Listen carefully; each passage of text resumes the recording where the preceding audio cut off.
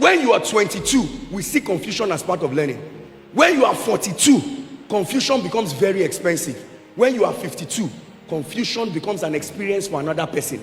Your life has become a curriculum. Somebody has copied your confusion as the template of their own life. And it means confusion is dangerous at that level. You can't afford to be confused. Confusion at a certain stage is not lack of the required information. So when you see some people that are confused at a particular stage, it is not because they lack the required information. Information is not the problem. It is everywhere in the 21st century. The problem is their unwillingness to decide.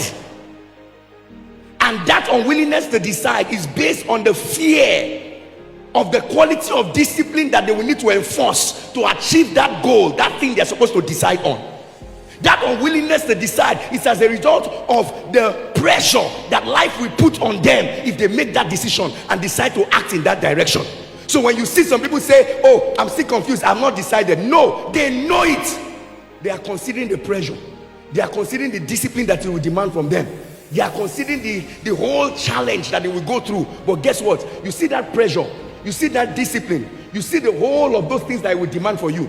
That is what will stabilize your life at the later days, that you will remember and you will say, thank God I made this decision. Thank God I did this thing. Because if it is not done at the later age, you hear people say things like, hi, if they are saying things that I regret in my life, they start saying, you will know what has happened in the life of people when they start explaining to you things at age 40, 50, 60. Sometimes your parents will sit you down, and some of our parents say you do the same thing, and you are telling your children, there's this mistake we made, if we had known. And sometimes children hear those things and just overlook it. You might need to pay attention, because somebody is editing the wrong curriculum of their life and trying to